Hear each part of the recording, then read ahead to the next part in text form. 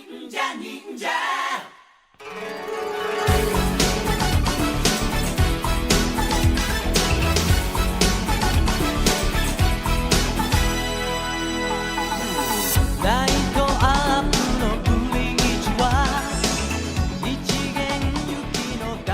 to the Super Sentai Brothers. This is episode 1 of A View to a Kakuranger, the internet's best and only podcast dedicated to Ninja Sentai Kakuranger. Every week we watch an episode of the show, we share our thoughts with you, the listeners. My name is Matt J. With me as always is my co-host and brother Dave.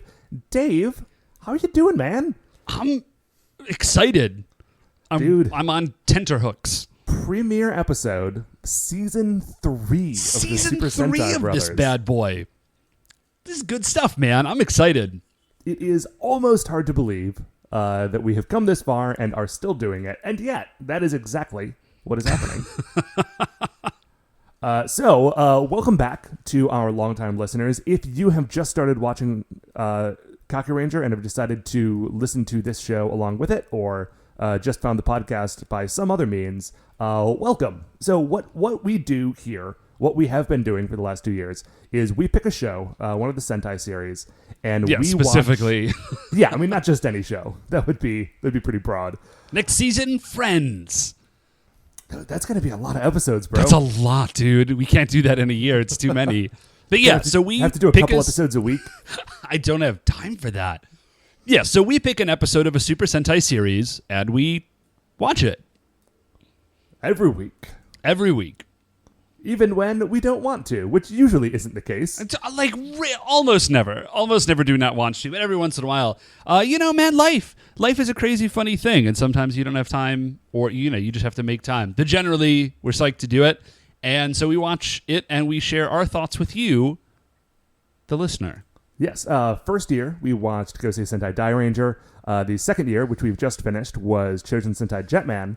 Now, as we've mentioned previously, we are watching Ninja Sentai Kakuranger. Boy, I'm going to have to get used to saying that a lot. Yeah, that's a weird... Although it's actually, I feel like it's a pretty easy one to say. Like, Ninja, I already know how to say, and then Sentai is fine. So let's get into it. Dave, now before we actually start watching Kakuranger, we have our officially award-winning opening segment... Shining in the Heavens, there are 5 stars. Oh, by the way, we should probably explain if you are new to the show. If you're like brand new. In Dairanger, that is what they said before they transformed, was Shining in the Heavens, there are 5 stars. And we took that and named our opening segment after it, in which we talk about 5 things that happened in our life in the last week, or things we want to have happen, or just whatever we feel like talking about. So... Welcome. Yes. I'm not sure where I was going with that. Like, I thought that there should be some sort of good transitional sentence there, and then I came up with nothing. But I will remind you all that we have been doing this show for 2 years. Professionals over here. Listen, man, I'm a little bit rusty, and because we took some time off. But whatever. So, our first star of the week, Matt, is our yearly con. And I just want to take a moment to talk about like how fun and great it was and encourage you, the listener, to do a similar thing. So every year, Matt and I and our producer Mark get together with a bunch of old college friends and respective spouses, and we rent a vacation house. And we just hang out for the weekend, and we play a ton of board games, and we do our best. Like, we did watch a movie this year. We watched Blazing Saddles because, sadly, Gene Wilder just passed away, and we all really like Gene Wilder. But everybody leaves TVs and video games and stuff at home, and it's just a weekend of, hanging out, and, there's some food and beer and drinks and games, and, man, it's just so great. It's one of my favorite weekends of the year. This year, we started a game of Pandemic Legacy, and we lost the first game, which was very frustrating. But then we won the next 2 games. It went super well. I really, really like Pandemic Legacy. I know you, Matt, are not a huge fan. We also did an episode of the Super Sentai Brothers, which you will never hear because something happened to the recording. Gone forever. That's a thing that Audacity does. Hooray. So yeah, we had a blast. Thanks, everybody. They all listened to the show. So, unsurprisingly. So thanks, everybody. We had a great time. It was lovely to see you all. And listeners, life pro tip, man. If you have some really good friends, make time to go away for a weekend and not even have a plan. Just rent a cabin for a weekend and hang out with each other and leave your phones and TVs and everything at home. And it'll be well worth your time. It's a great way to spend a weekend. 100%. That got real sweet and deep. There are no goofs about that. That's just a true thing. Just a real true thing. Speaking to your life. Hey, dudes. I mean, listen. It's 2016. You should be upping your game. You should be upping your game. Do that thing. Anyway, Dave. So, what is our second star of the week? So, our second star of the week, Matt, is the birthday present that I got from my wife, Beth. So, this year, and we're sort of comfortably situated, right? So I was like, dang, well, Beth, what do you want for your birthday this year? Which is July the 15th, by the way. And she said, I can't think of a thing that I want. I just want you to put together something sentimental. And I was like, yeah, that's great. That's no problem, no big sweetie. Stress on that one. Zero pressure. It's are you sure you just don't want... Man, okay, I really got to think about this one. So I sat down and I thought about it, and I'm not going to go into a whole long story about it. Suffice to say that we're both medieval literature nerds, and so I recorded for her an audiobook of the medieval epic poem Sir Gawain and the Green Knight. And it's that's 100. awesome. Yeah, it's 100 pages long. And when I set in on this task, I was like, oh, well, it doesn't take a super long time to just read it. So this shouldn't be that big of a project, but it'll still be meaningful for reasons I'm not going to bother to go into. And this is going to be this great present. And then I started actually doing it. My dudes, recording an audiobook is a way just so much larger of an undertaking than you would possibly imagine. It took, no joke, it probably took me 30 hours to do it. Because okay, so I would go in and this is a cash recording, right? But for an audiobook, you want it to be super clean and really well put together. So I was going in and eliminating breath noises. So you didn't just hear me going in between stanzas. And I was learning all sorts of stuff about how to use Audacity, which took a while because I don't edit this show. So I had to learn all the editing stuff. Right. Because producer Mark, he's oh yeah, I'll totally help you with it. And then I realized what an enormous undertaking it was. And I was I cannot put this on that dude. He is a young child and is also very busy. So I just did it myself. But I fancy that it turned out really well, actually. I gave it when I finally finished everything, I sat down and listened to it, and it's pretty dang good. So that's my second star, is I made an audiobook, and I felt real good about it. That's really awesome, dude. What I'm really hearing here is that you have more free time than you're letting on. And you really do have time to record that All of Friends in 1 Year podcast that we talked about. No, dude, this was during the summer, and it took, it ate so much more of my summer than I wanted it to. It was a full work week. It took forever. But it was well worth it because she loved it, and, she thought it was a great present. So, happy birthday again, sweetie. It took me a month after her birthday. I kept saying, I'm working on this present, I promise. And then, yeah. So that's our second star of the week, man. Actually, our third star of the week is also a thing that I did. I mean, all the stars are usually things that never mind. So it's a thing that I made. Okay, well, Dave, what then is our third star of the week? So I LARP, as I've mentioned before, and in LARP you have stuff. You have a fake sword and a fake shield, and I recently my character respect effectively, and I went from being 100% a wizard to a fighty wizard. Okay, right. And on. I had a shield from friggin' ages ago that I had made, And I went to an event with it, and it was terrible. Like, it was inconvenient to use, and I was like, dude, I got to get me a new shield. So I sat down. You have spent the last couple of years upping your game as regards LARP accoutrement. Yeah. Like, real hard. I've spent a lot of time. Right. And so I was like, all right, man. I'm not making a ton of stuff anymore, but I was like, this shield, like, I am going to make this shield. It's going to be rad. So it's kind of like, it's a funky shape, and it fits, like, right on my body and sort of, like, covers all the zones I need it to cover. Uh-huh. And then on top of that, I built, like, a detachable strap for it. So, like, there's hooks built into the shield, like D-ring hooks built into the shield, and I can put a shoulder strap on it and sling it on my back and just walk around with it like an RPG amazing. Character. But then if I need to fight, I can take the strap off.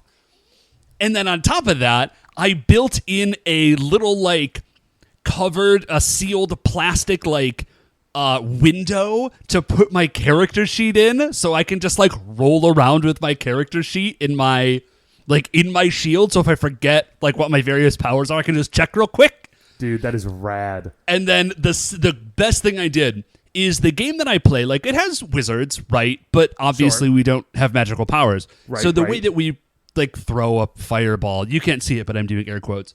The way that we throw a fireball is that we just have, like, a little cloth packet, and it's filled with birdseed, and you just huck it at somebody, and you yell, like, fireball! Like, if you've seen the video on the internet where the kid just yells, like, lightning bolt, that's basically what's happening. Yeah, that is that thing. Yep, that's it, 100%. And so, but you have to carry the packets around, and it's a pain to carry packets and a shield, right?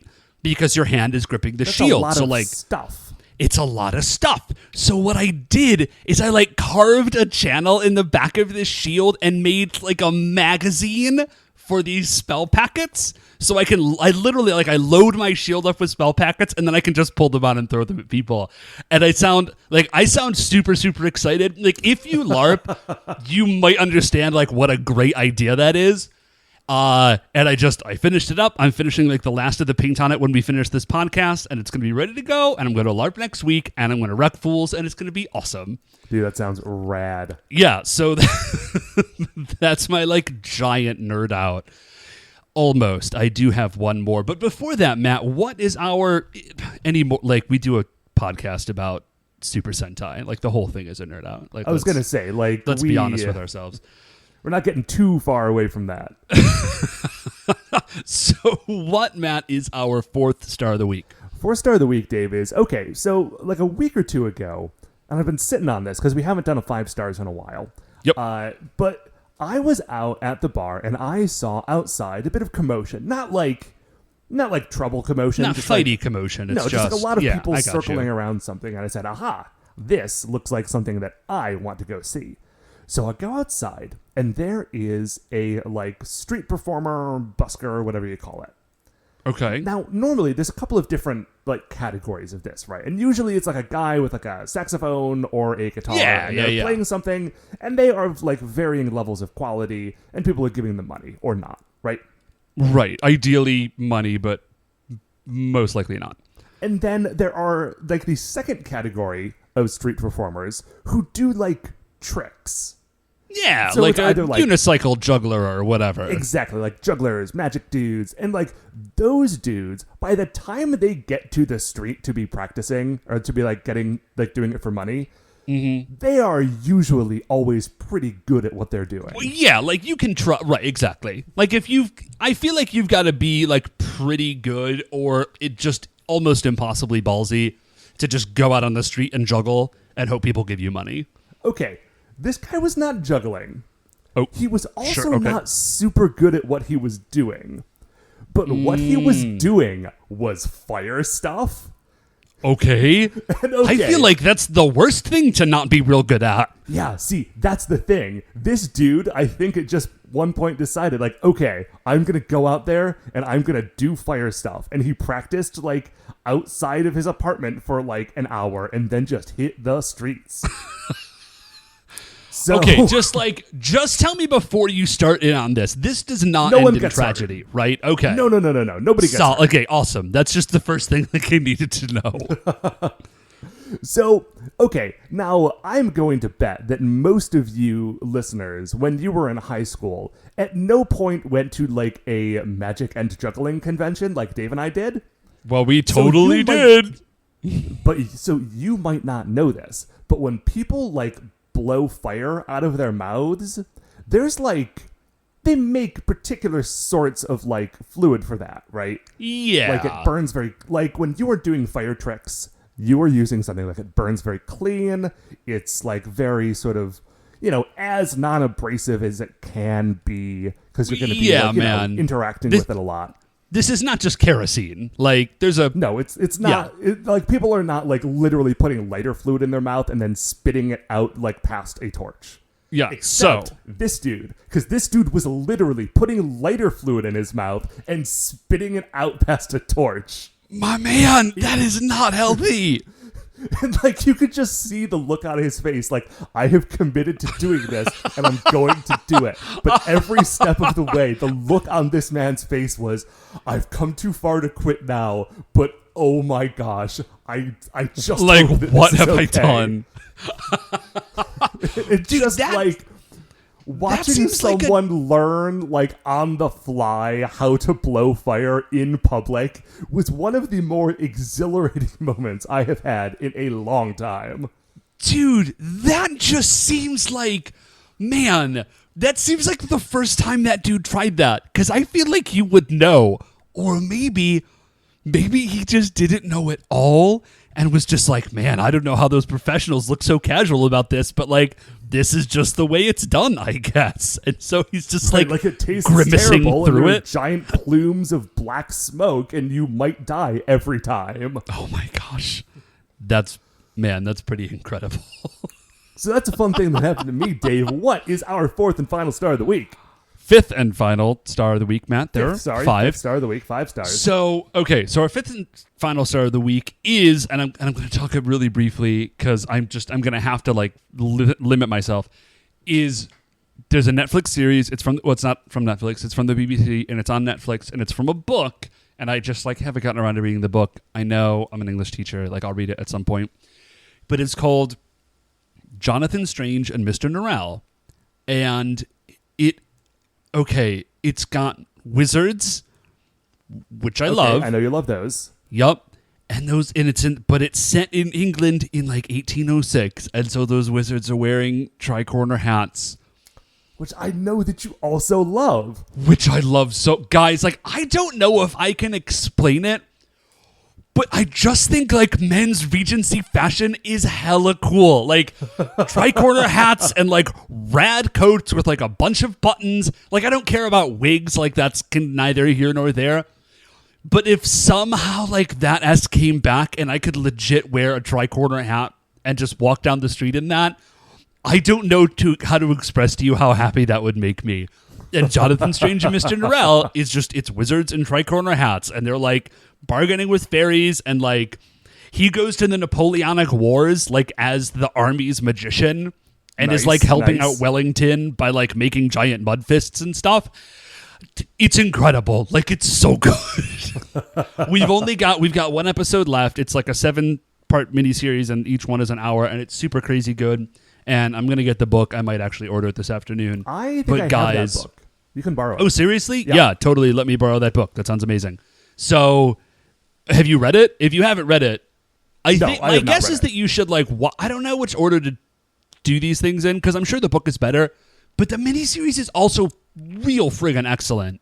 So you could probably flip a coin on that one. I don't know, but that's our fifth and final star of the week, Matt. So yes, let's go watch. Dude, let's go meet the Kakurangers.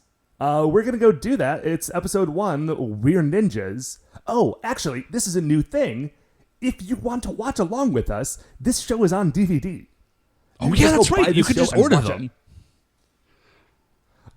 Anyway, so I'm going to go plug my DVDs into my Xbox, and I'm going to watch this episode, and we will be right back. All right, welcome back. So, Dave, Matt, what do you think about Ninja Sentai Kakuranger? There is, dude, there's a lot of show. up in that show. Yes, there man. is. Now, I will tell you, so in previous seasons, I had already watched the shows when we were getting into it, although I was a little behind on Jetman most of the way through, but I always worked to keep ahead of us. But but you are not doing that this time, right? No, but I will say that I had already seen the first episode of Kakuranger. I saw it a couple of years ago. Like the day I finished watching Ranger, I watched the first episode of Kakuranger and then didn't really keep up with it. But I have seen the first episode. So there were things in here that were less shocking to me than they ought to have been. And I'm really excited to find out like that sort of fresh, raw reaction. Dude, I legit had trouble keeping up with my notes. I actually had to pause it once or twice just to like go back and rewatch one or two things to like try and suss out what had happened. So here is like it's the first episode, they're getting everything started, but this is unique, at least as far as I've seen in Sentai shows, in that it has a narrator. And not just like a voiceover dude. Like this is a guy who is on screen and is kind of like pausing and like jumping in and narrating some things. And so there's a lot of like back and forth. Yeah. So the first, I'm sorry. First of all, the theme song, not I think as good as Jetman. Like it's okay, but it's not as good as Jetman. But like the cinematic opening is friggin' rad. Oh, yeah, dude, because there's a lot of... Listen, I know that you were talking about being worried that there wouldn't be enough, like, cool ninja stuff in this ninja show. Yeah, I'm not nearly as worried about that as I had been. There's a lot of cool ninja stuff in like, this they're ninja pretty show. into... Right, they're ninjas, man. So the opening starts off with... It's the ninjas, and they're, like, jumping around as, like, energy flashes, kind of anime style, which is great. And then they turn from ninjas into the Sentai heroes. Yes, and like they are fighting some dudes. I want to stop you real quick to talk about the ninja costumes that they're wearing, because the ninja costumes that they're wearing before they turn into their Sentai forms are awesome. Yeah, they're super cool. Like they are. What's neat about it is they're like mostly dressed in black, but they all have a little just like flair. They've got some flair. They've got like highlights of their color. Except for the White Ranger. Who's dressed all in like white. Storm Shadow. It's amazing. It's so good. I was going to say like Moon Knight, but Storm Shadow is more apt. Yeah, I was... Moon Knight would have been good, though. But yeah, Storm Shadow is 100% the right thing to say there. So, we do find out that, first of all, these ninjas seem to be elemental ninjas. At least, like, on some... Like, the Black Ninja is, like, burrowing underground. And so I think they have elemental ninja powers, which is amazing. Potentially. Or at least that's just how they're showing it in the opening. Because, like, they do show the Blue Ninja Ranger, like, running across water. Yes, and then they do the ninja hand, like the ninja hand signs, which is pretty rad. Yes, no, we're going to have to learn what those are called at some point, because I think it's going to happen a lot. Oh, I looked it up. Oh, and then I closed the window. Is it Ninpo? Is that what it is? Okay, Matt, as far as I can tell, they're called Kuji-in, and it's like, it seems like it's sort of like a syncretistic, like Buddhist Shinto thing. Like, I don't want to say too much about it because obviously, like, I'm not educated on this topic and I don't want to be like a jerk about it. Dude, I am honestly a little concerned about this season because looking into it, it looks like there is a lot of stuff that has to do with like very specific pieces of like Japanese like mythology, religion, and folklore, and I do not want to offend anybody. Okay, man, like, can we just make a disclaimer that, like, guys, we're going to try to find some stuff, but, like, we're really just here for Ninja Sentai Kakuranger. Yeah. I'm not trying to do, like, a master's thesis on this, and we're going to do our best to not be jerks, and if we are jerks, we genuinely are super sorry, and please feel free to like shoot us a tweet or whatever. Oh, absolutely. Listen, if and we, we'll make a correction. Yeah, if you guys know more about this stuff than we do, and judging by conversations I've had with some of our listeners on Twitter and Facebook, I feel like it's definitely true. Yeah, that is definitely true. Some of you guys know way more about this stuff than we do. So if there is something that we say like, I do not know what this is called or what it means, or if we say something and it seems wrong, please let us know, and we're going to try to keep on top of it this year. Right. Particularly if it would make us sound like big jerks, because that's not what that's not what we're going for. So as far as I can tell, Matt, after like I Googled ninja hand signs, and what came up is called Kuji-in, and it's basically it seems like it's a way to do like ninja magic. Aside from other things. Like it's not unique to doing ninja magic, but like ninjas do it, I guess. And I know for a fact that I have seen it in other anime, like Naruto specifically. I know there's like a similar thing that they do. So even if it's not like official, like that is a thing that ninjas do to do magic, I guess. Yeah. So okay, cool. So and then also there's a giant origami crane that's involved somehow. Totally not sure about that. And then I think they're giant robots, which we get like a sneak preview of, are people, but with like animal heads, but like robot giant animal heads.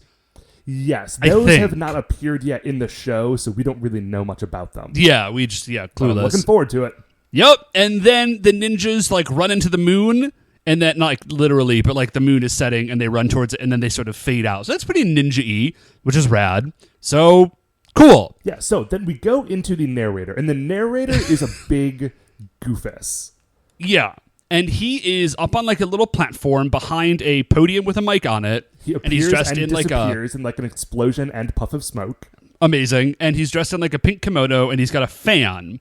And so he appears, and he sort of like runs through a real quick history of the Warring States period in Japan, which I know he is like a little about. The Sengoku era.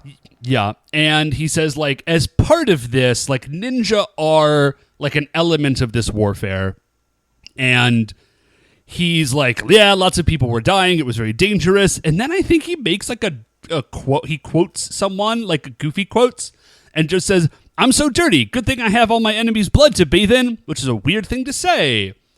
So he then, there's a window. This is like a newscaster. There's like a window that appears next to him, and we are seeing this stuff happen. And then the window expands, and we have a ninja fight.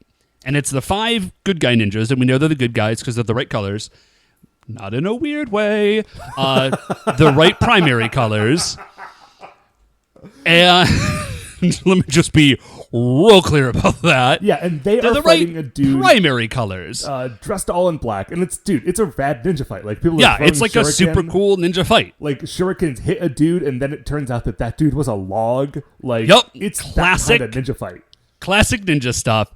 And so there's a ninja fight, and then that dude, the ninja who's dressed all in black with no highlighting colors, turns into Serpentor? like his head disappears. Yeah, I think Serpentor, except his head is a giant snake head, but then his lips have a face on them. Yeah. So there's like a giant snake head, but then the snake lips also have a face that when he closes his mouth, you can see the whole face. And I think maybe that's his real face. Or something. Yeah, it's a double-decker snake head. It's a weird look, dudes. So there's like a big fight, and he like power blasts them into a field.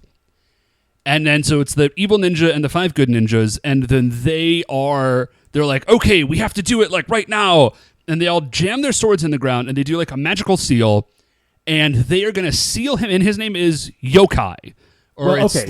Okay, no, he has a specific name. I wrote this down. Yokai. Now, I googled yokai because it's a word I'm familiar with, but it wasn't like familiar with enough to like talk about with any like authority. So here is the Wikipedia article on yokai. Okay, hit me, because this is some like the enemies in this show are all yokai. So I'm gonna do this up front so we know what we're talking about. Awesome, do it. Yokai are a class of supernatural monsters, spirits, and demons in Japanese folklore. I kind of got that vibe. The word yokai is made up of the kanji for bewitching, attractive, calamity, and specter, apparition, mystery, and suspicious. Oh, okay. They can also be called Ayakashi, Mononoke, and Mamono.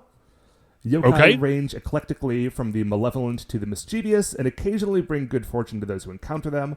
Often they possess animal features such as the kappa, who we see in this episode, who is similar to a turtle, or the tengu, which has wings. Other times they can appear mostly human. Some look like inanimate objects. Others have no discernible shape. Yokai usually have a supernatural power. Some of them shapeshift. So yeah, it is a class of like Japanese supernatural creature, which can, I think, like Oni are yokai and Tengu are yokai. It's just like a broad categorization of thing. Oh, okay, right on. So this dude is a yokai, and they do tell us his name later, but I can't find it in my notes. We'll get there when we get there. And so what they do is so there's like 5 original Ninja Rangers, effectively, is what these dudes are. And they do ninja magic to like seal this evil snake-headed dude away behind like a seal door, effectively. Yeah. And they trap all the monsters. But they all go in with him. Right. Like they have to like hold on to him and they all get sucked in together and then the door shuts. Yes. So they're sealed away. The bad guys are sealed away. And then we go back to the narrator and he says, he's like, yeah. Oh, here is his name. The guy's name is Nurayahan, I think. Okay. And so the narrator says, and then once he was sealed away and all the yokai powers were sealed away, the yokai got very depressed and they just like had trouble, I don't know, finishing what they set out to do. And like they were just like really bummed out for a couple hundred years. And they lost like the source of their power, basically. Yeah, we don't. Like, the yokai are still out in the world, but they can't really like do anything. Yeah, like it's not real clear exactly what their deal is, but that's kind of what it is. Cool. So he says, the narrator says, all right, let's go away from the age of swords and to the age of reason. So the translation I was watching, Dave, says now we are in a scientific era. Oh, yeah, okay, sure. Age of reason, scientific era. I'm fine with either one of those. Now, actually, Dave, before we go to the scientific era, there's one more thing about the past that I want to mention. So go, man. It says that all of the Kakurangers are the... So the deal is that all the Kakurangers are descendants of these original 5 Kakurangers that we saw in this flashback, right? Like the Die Rangers. Right, exactly like the Die Rangers. I'm actually really excited to be back in a sort of similar framework to that. Yeah, this show does seem... Well, okay. I mean, like, I know the shows are generally either, like, super science or magic, and this is a magic season. Yeah, so here's the deal. I looked it up, and apparently all of these characters, like, in the, like, ancient flashback, at least 4 of the 5 are actual, like, characters from Japanese, like, history or folklore. Okay, I thought I recognized at least a couple of those names. Yeah, a few of them are all part of this story called the 10 Heroes of Sanada, or the Sanada 10 Braves. That sounds rad. Like Sasuke, Saizo, and the guy one of the guys we haven't met yet, the Yellow Ranger.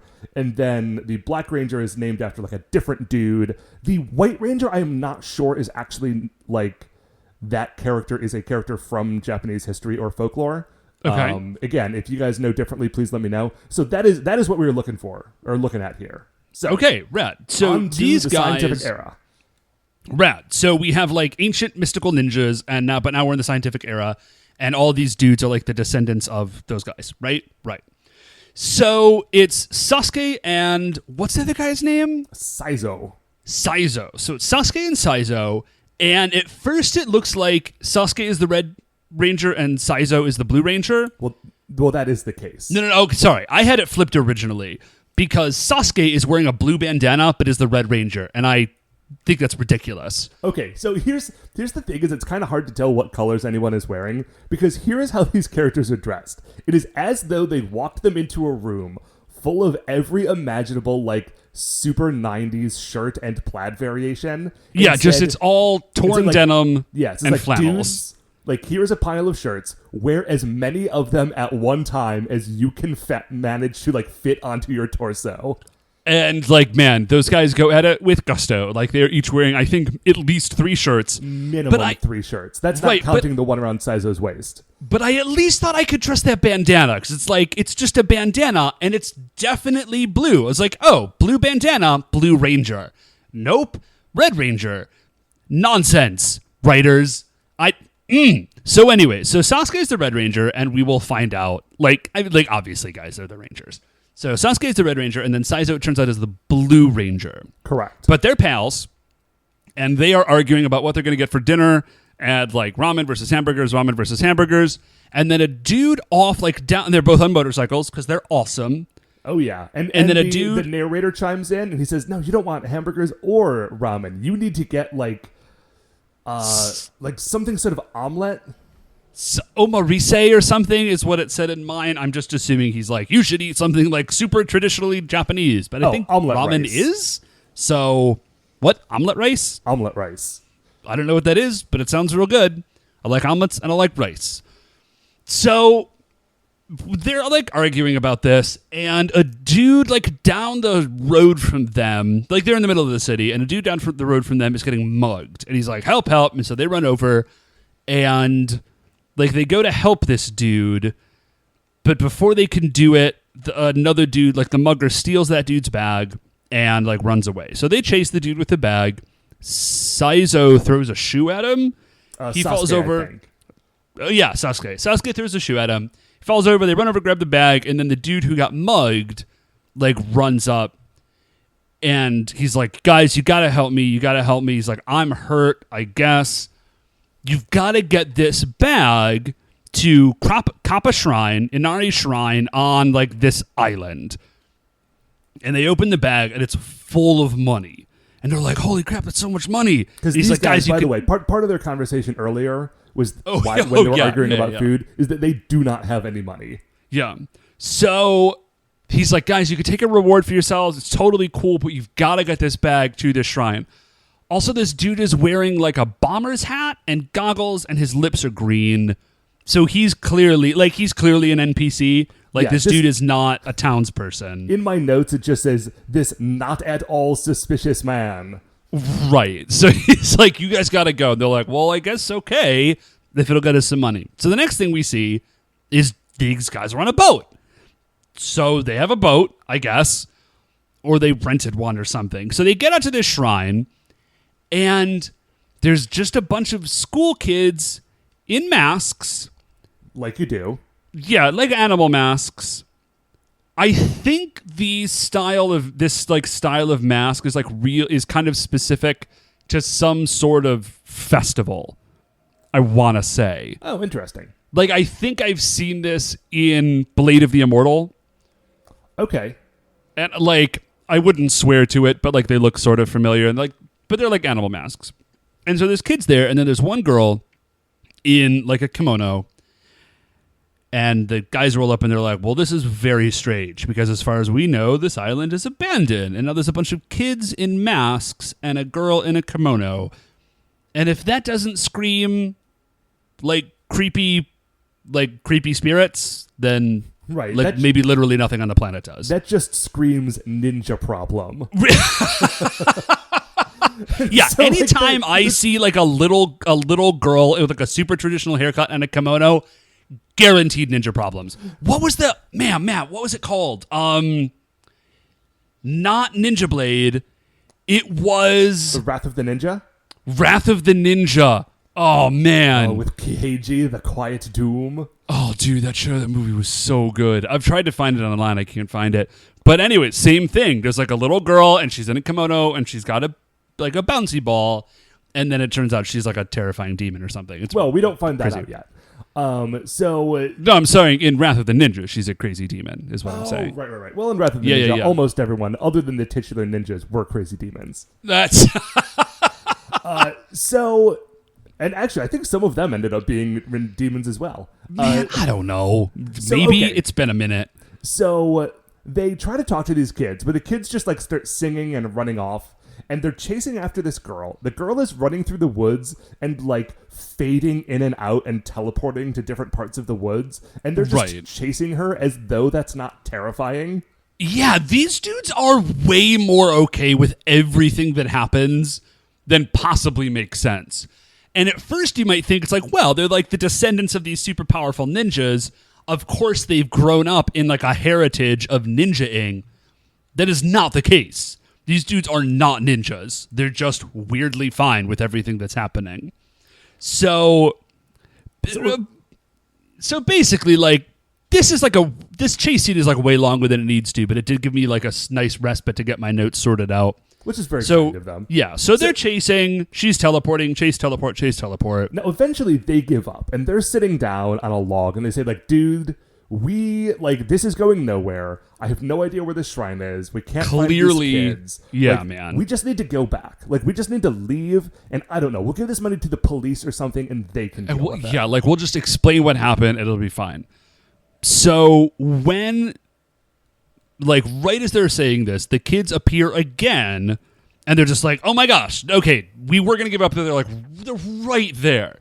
So they run over, and they end up but the kids, of course, disappear again. But they do end up in front of the, like, shrine door thing where all the yokai are sealed away. Yes, the seal door, as it was referred to. Yeah. Oh, and there's, like, a statue in front of it. Which I don't know the relevance of the statue, but it's there. I think the relevance of the statue is like, you know how in Zelda, if you want to open a door, you need to like push a statue and flip a switch and like do a spell? Oh, yeah. Well, that is... those doors. Like, they do definitely do that.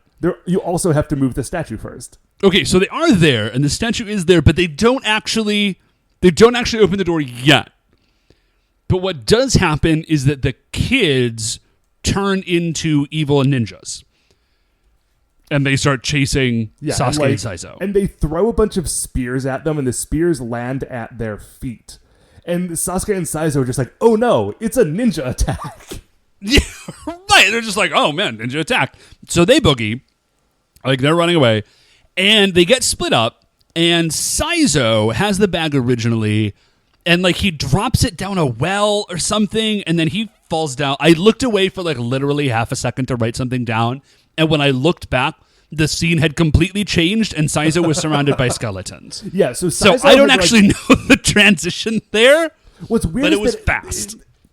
What's weird is that it looks as though for a moment, because like you don't really see what's happening. You just see like looking up the well, like Sasuke looking down, like calling for Saizo. And Saizo has fallen down, and he's in this area that's like full of human skeletons. And then the camera cuts away, and the well, like the hole, is not like a trap hole in the middle of like a field. It is a well that is like built into the side of a wall. So Saizo would have had to like run straight into it to fall down. Amazing. So he's down there, and he's like, gotta find the bag of money. And he's like rooting around for it. And only when he finds it does he realize that he is just literally surrounded by human skeletons. That's a bad moment for Saizo. Yeah, that's not cool. So he freaks out and then somehow gets out of there. There's like a little door down there, I guess. I don't know, man. You would think that if there was a door down there, any of the other skeletons would have at some point before they were skeletons left. Maybe they all died in the fall. I don't know. That got dark.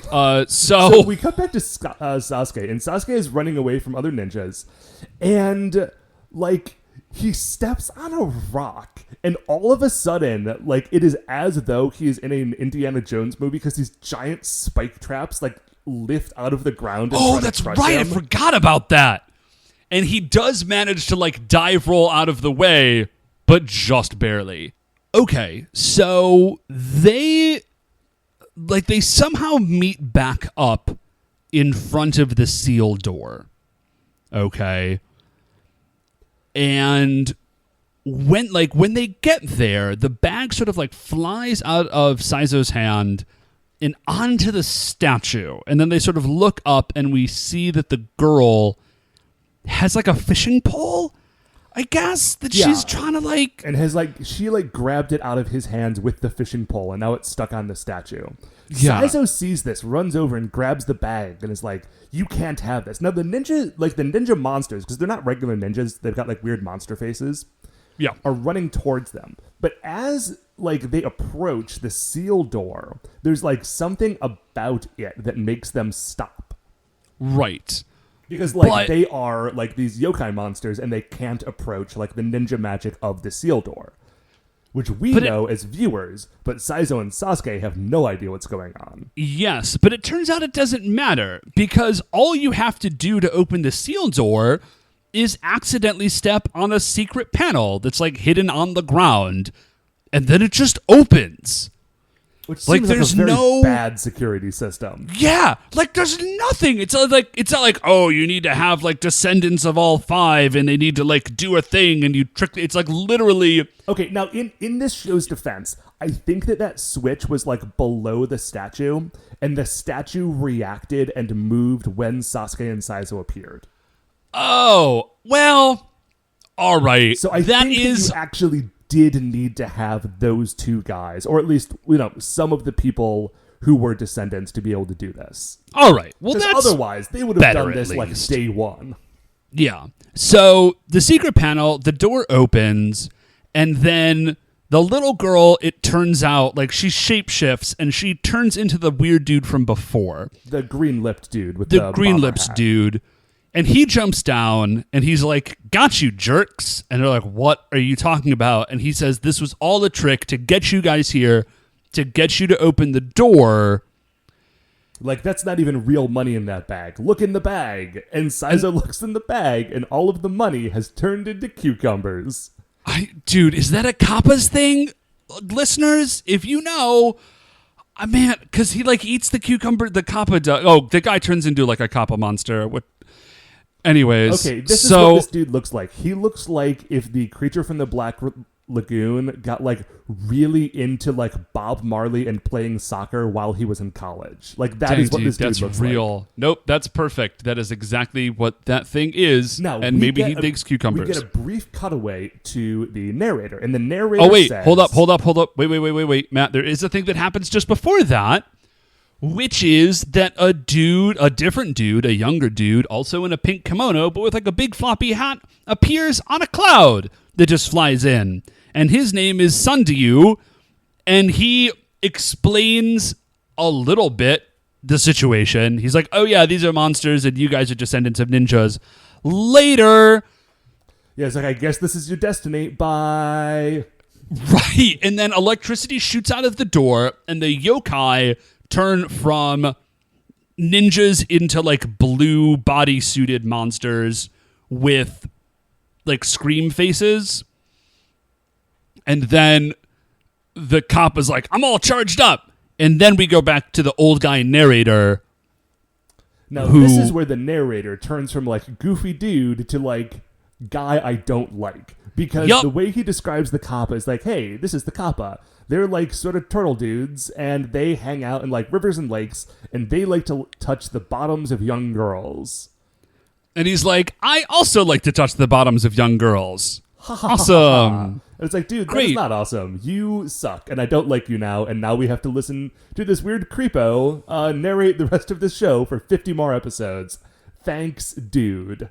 Thanks a bunch, fellas. So, then Sandyu Sandyu, who is the dude on the cloud, we're back to the guys. He doesn't disappear yet. He just says, embrace your destiny, and then he leaves. So then all the yokai escape, which is represented by like energy just flying out of the door, and then we have a couple of like morphed photos that are special effected in there, and they sort of get out. And then the Kappa is like, I'm going to kill you now. And then they disappear and are in a subway station. No, okay, here's what he says. He says, like, I want to thank you guys for setting me free, but I can't let you get in our way. So, like, he attacks them, and that attack just, like, teleports them away. Yes. So they appear in a subway station, and then they get attacked by what I'm just going to call the putties, because I don't know what they're called. And then they run into a couple of monsters. They run into a garbage can monster. A wall monster breaks through a wall. Yup. And then a flasher eyeball monster. And it's horrifying. It's the worst monster I've ever seen because it looks like a dude with no skin, but who is covered in eyes. And then he has like, it looks like a trench coat, but it looks like it's maybe made out of his own skin. So he just has giant flaps of skin that he holds in front of himself. And then he opens those flaps of skin like a Flasher would open a trench coat. And then it's just more eyes set in a wall of skinless flesh. Yeah, it's pretty bad, you guys. This dude sucks. He sucks real bad. It was the grossest monster I've ever seen. I think, bar none, except maybe the monster that was made out of 100% lips. That dude was also pretty bad. Yeah. So they run away from those monsters, and then they look over, and a giant castle has appeared. Like a giant medieval-style, like Japanese castle has appeared in the middle of town. And Saizo says what we are all thinking, like, have I gone insane? Yes, you have. But yes, he also does say that. Yes to both of them. And then Sandyu, like, they look over, and Sandyu is there, like, standing on, like, a roof. But now he's got, like, a giant hat and a cape, and he's still in the kimono, and he has a rose. He had the hat and he before, says, in fairness. He did have the hat before, sorry. But the cape, I think, is new, maybe not. And he says, hey, guys, like, hope you know what's up. And he points the rose at them and teleports them to the Phantom Castle. He's like, you guys need to go check out the Phantom Castle. Yeah, like, Tsuruhime is waiting for you there, like, later, dudes. And then they just appear at the Phantom Castle, which at first is just an empty field. And they walk over, and there's the 5 swords from the original ninjas, okay? Right. And Sasuke's like, oh, huh, we got some katanas here. Cool. Sure, got some swords. Awesome. And then they look over, and this castle is there, and it's the same castle. And they're like, how did that castle get from in town to where we are? And then an origami crane flies down, and it turns into, I think, Tsuruhime. And she introduces herself. She says, I'm Tsuruhime, like the 27th. Or whatever generation it was. Or something, but like a whole bunch of generations later. Just for the sake of accuracy, I think it was the 24th. Okay, 24th.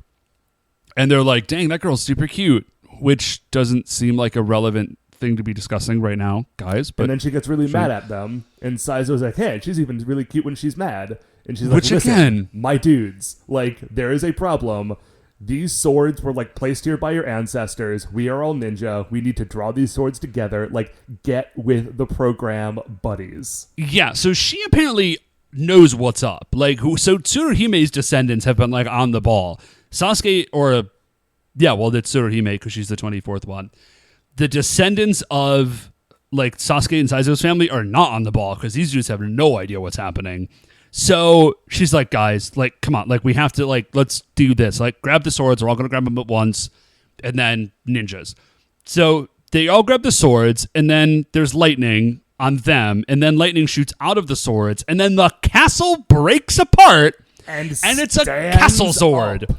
And it's called Mighty Shogun. It's a Zord who is a castle. It's super amazing. Dude, the Great Shogun thing, the DVD's translated as Muteke Shogun. I don't know what that word means, but I can look it up while you're talking. So, the Mighty Shogun just stands up. And then the original ninjas show, like the original 5 ninjas show up. And they're just like, hey, dudes, like talking to each other, like, hey, guys, what's up with those dudes? They must be our descendants. But they they don't look like ninja. What's going on? Like, it's very clear that they do not approve of their descendants. But yeah, it's just like, these are just kids. Are they going to be okay? And by the way, any attempt to Google Muteki Shogun only comes up with pictures of Kakuranger. So I have no additional explanation. So the original, like the color appropriate of the 3 original Ninja Rangers say, here, accept these Doron chargers, which are just, they're Doron chargers. What, like, they're just very clearly, like, science chargers. Yeah, man, it's all good. But ninjas, why wouldn't it wrong? Be like a medallion? Dave, because they're not going to sell toys of medallions. You could... Okay, so they're Doron chargers. It's the 3rd year in. We already went through all this with Die Ranger. stuff is like weird stuff that shouldn't be technology is technology because it's a Sentai show. Like, Okay. I wish that we could still make jokes about it. No, but I feel you're like right. We burned all of those jokes 2 years ago. We did, but I forgot about it when we were watching Jetman, because in Jetman, like, it makes sense. And I forgot. Yes. And now there's ninjas with Doron chargers. By the way, Muteki Shogun, I am now reading, translates loosely into Invincible General, which seems pretty accurate. Yep, that sounds pretty good. So they're like, use the Doron chargers only in your time of greatest need. So, like, approximately once a week is how that's going to translate out. And then they're like, you guys, shape up, shave daily, brush your teeth. And then the ninjas disappear. Which is great, because it's like, you know, they are like these ancient, like, ninja bros, but they are also like their great-great-great-great-grandfather. So it's fun to have a little bit of, you know, like, wait, hey, listen, like, you're shape up there, family young name. blood. Don't look like a scrub all the time. So then the Kappa appears, and the Kappa goes to attack them, and then Tsuruhime makes sense, because she clearly is in, like, a ninja family. Sasuke and Saizo are just like, oh, yeah, right on, Doron Charger, like, Ninja Sentai Kakuranger, Sasuke! And, like, they do a pose, like, they all know exactly what to do. This is very clearly rehearsed. And then they immediately forget what to do. Like, they knew that much was instinctive. Here's my thought, is that the Doron Changer itself comes with some sort of, like when you have it, like, you know, and you are, like, aligned with it, you know how to use it and, like, what goes on, right? But then what's great is that as soon as they turn into the Kakurangers, like, Tsuruhime is, like, a ninja. Like, she was dressed as a ninja before. Now she's a superhero ninja, but she's still a ninja. Sasuke and Saizo apparently have never done any ninja-ing before in their lives. Yeah, just nothing. And so, like, they transform, and it goes into a fight scene. And normally what you would think is you would get, like, each one of them fighting and sort of, like, close-ups on them, right? But what we do not actually get that. is we get Tsuruhime, and she's fighting, and then we cut away to Saizo and Sasuke, who are just, like, up on the ridge looking down at her fighting, like, wow, yeah, that's really great. She's, like, super impressive. That's super neat. Like, that chick's a ninja. This is amazing. So then they do, so, like, they're fighting. The ninjas sort of, like, disappear. Tsuruhime is, like, throwing shuriken, but we're getting Batman 66 style, like, bang, pow, but it just goes like, shuriken. Which is delightful. Yeah, which is incredible. And then she drops... Her shuriken, by the way, are not, like, star-shaped. They are shaped like her, like, Kakuranger logo. Oh, I missed that, but that is really neat. And then she drops, like, petal storm technique, which is literally just, like, animated cherry blossoms flying into bad guys, and then they explode. Red and blue, like, they pull their swords because she yells at them. She's like, guys, you've got swords. Do something. Like, please help me. Help me do something. So they try, and it actually, okay, it seems like it goes poorly, but given that these dudes apparently have no idea what's happening, it goes fairly well. Because it's them versus the Kappa, and we get, like, a ninja energy blur fight where they sort of, and they do a really neat job of it. And we saw it awesome in Die Ranger a little bit, and basically what it is, like, all the guys jump up, and then they turn into flashes of energy, and the flashes of energy, like, bounce around the screen, like, clanging against each other, and then they land, and then they're people again, and then they jump up, and they turn back into flashes of energy. So we're getting the vibe that this is at least, like, a superhero fight, which is cool. It's super cool. And I think they've upped the, like, what they do to animate that effect in between Die Ranger and Kakuranger. Oh, yeah, they definitely more, did. Like, it's better than Die Ranger. Now. Yeah, it's neat looking. And so they're fighting, but red and blue are definitely losing. And then the Kappa, like, has a Kappa-themed, like, soccer ball. But he calls it a basketball, which leaves me a lot of questions. Yup, sure is not. But he kicks it at them, and then it seems like he has one, but he kicks one at each of them, so I guess he's got 3. And then they explode. And then it's like, oh man, things are bad for the Rangers, I guess. But then Mighty Shogun activates. Okay, now this makes me question another thing, which is that the Mighty Shogun, the invincible general that is a castle that stood up, right? And is holding a flaming sword. He's And just to be clear, this is not like a special effects flaming sword. They just have a dude in a suit, and that prop is just on fire, and it looks amazing. Dude, it's awesome. Because what it actually is, like, he pulls out a hilt, and then that hilt is like a flamethrower, and it shoots fire out, and then there's like a camera cut, and instead of just being fire, now it's a blade, and the blade is like wreathed in flames. Dude, this thing is awesome. Rad. But, so what happens is, like, he's just standing there, and then the Kappa attacks, and they're going through this whole fight, and then at the end, Mighty Shogun just rolls over and, like, swats him away with a sword. It's great. It's as though the Kappa showed up, looked at that thing, and was like, that's not going to be a problem. And it was for him. So the Kappa is, like, flying away, but then he's, like, he doesn't die. He ends up on, like, a cliffside, and a flying head with, like, dreadlock tentacles flies over to him, and he's like, oh, hey, babe, good to see you. And she's like, hey, honey, what's going on? Because I guess they're married. And then we go back to the narrator, and he's just like, wow, this is some crazy stuff, huh? And he disappears, and that's the end of the show. Yep. And then we get the putties.